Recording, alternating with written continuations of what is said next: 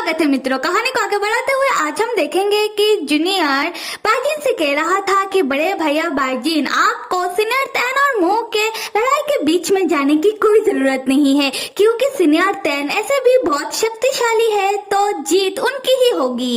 और आप सही कह रहे थे कि आज मो और सीनियर तैन की लड़ाई से सीनियर तैन का प्रैक्टिस भी हो जाएगा उनका आने वाला इलेक्शन के लिए।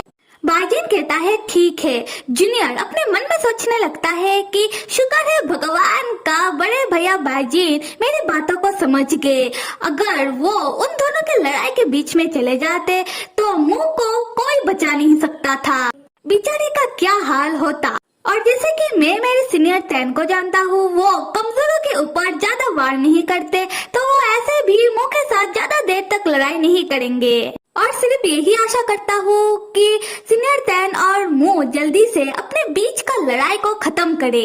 अभी आधे घंटे बाद का सीन दिखाया जा रहा है, वो भी तैन के घर के बाहर उसके गार्डन का, जहाँ तैन और मो ने लड़ाई कर कर के गार्डन का कबाड़ा कर डाला। जहाँ मो तैन से कह रहा था कि तैन, तुम हमेशा जूनियर के ऊपर दादागिरी क्यों करते रहते हो? क्या तुमने जूनियर को अपना नौकर समझ कर रखा है? तैन कहता है कि ये क्या बकवास कर रहे हो तुम्हें पता भी है कि मेरा और जूनियर चैन का रिश्ता क्या है? जूनियर चैन मेरे लिए मेरे छोटे भाई जैसा है, तो मैं उसके साथ जैसे चाहे वैसे बात कर सकता हूँ। तुम्हें क्यों इतना जलन हो रहा है? और तुम बताओ कि तुम हमेशा मेरे जूनियर चैन के पीछे पीछे क्यों रहते हो? क्या इरादा है तुम्हारा? मो शर्माते हुए कहता है कि मेरा इरादा ये है कि मैं तुम्हारे जूनियर चैन को पसंद करता हूँ, मैं तुम्हारा जीजा बनना चाहता हूँ। इस बात पर तैन को गुस्सा आ जाता है और तैन मो को एक मुक्का मारते हुए और अपने कोने से उसे दबोचते हुए कहता है, कमीने मुंह कही के, तुम्हारा ये कहने का हिम्मत कैसे हुआ? मैं तुम्हें अभी के अभी मार दूंगा। उसके बाद तैन मुझसे कहता है कि वो भाला जो इंसानी रूप में घूम रहा है, जिसका नाम लियू है, वो तुम्हारा भाला है ना? और तुमने मेरे ऊपर इतना बार हमला करवाया है और तुम मेरे जूनियर चैन के साथ रह रहे हो और ये कह रहे हो कि तुम उसे पसंद करते हो, पर असल बात तो ये है कि तुम मेरे जूनियर चैन के साथ इसलिए रह रहे हो कि जिससे तुम मेरे ऊपर नजर रख सको। इस बात पर तुम क्या कहना चाहोगे मुंह? तब मुंह सोचने लगता है कि अच्छा तैन, तुम मेरे साथ ट्रिक खेल रहे हो, हवा में तीर छोड़कर ये देखना चाहते हो कि मैं वही मुंह तो नहीं, पर मैं तुम्हारे झांसे में नहीं आने वाला। फिर मुंह तैन से कहता है कि तैन, क्या तुम मुझे वो मुंह तो नहीं समझ रहे हैं? क्योंकि मैंने जूनियर को बहुत बार तुम्हारे साथ किसी और मुंह के बारे में बात करते हुए सुना है, पर मैं तुम्हें बता दूं कि मैं वो नहीं हूँ और ना ही मैं किसी भाला लियू को जानता हूँ। तैन तब मुंह को ध्यान से देखते हुए सोचने लगता है कि क्या ये मुंह सच कह रहा है?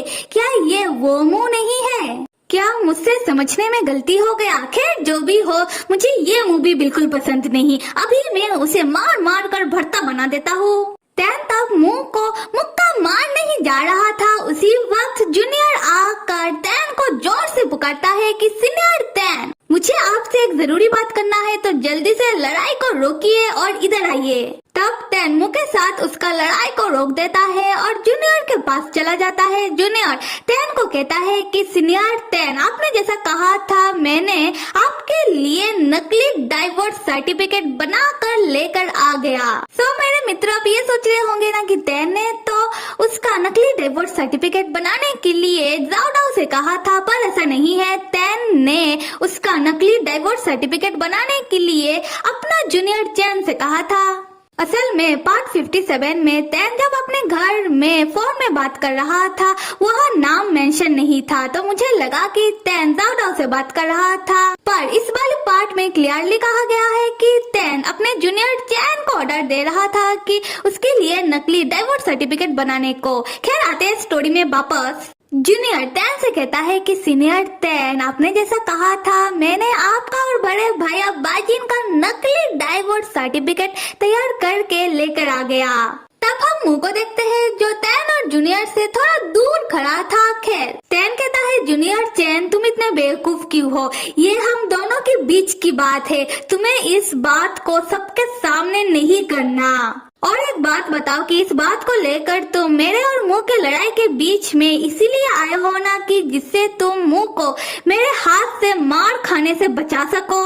जूनियर घबराते हुए कहता है कि ऐसी बात नहीं है। सीनियर टैन, आप मुंह को तो देखो, वो सच में बेचारा है, उसका कोई नहीं है, वो अकेला है। अगर हम उसे मारते पीटते रहेंगे तो बेचारा जाएगा कहाँ।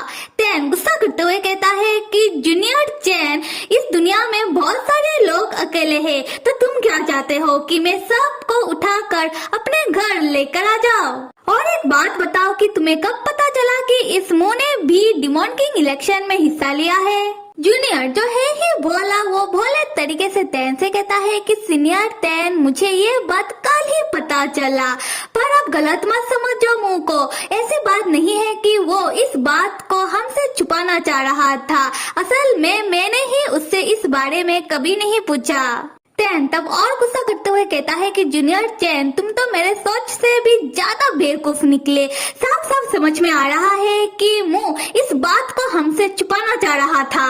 जूनियर कहता है कि ऐसी बात नहीं है, आप मुझ पर विश्वास रखो। टैन तब मुंह की ओर देखने लगता है जो स्मोक कर रहा था, पर बेचारे से स्मोक भी नहीं हो पा रहा था, उसे खांसी आ जाता है। फिर टैन सोचने लगता है कि जूनियर चैन शायद सही कह रहा है, ये मुंह है तो कमजोर सा बेचारा सा, ये मुंह वो मुंह नहीं हो सकता, मुझसे ही शायद कोई गलतफहमी हो रहा है। उसके बाद टैन जूनियर के सर में अपना हाथ रखते हुए कहता है कि जूनियर चैन, अगर ये मुंह तुम्हें कभी भी परेशान करे या फिर तुम्हारे साथ ऐसा वैसा कुछ करने की कोशिश करे तो तुम मुझे जरूर बताना।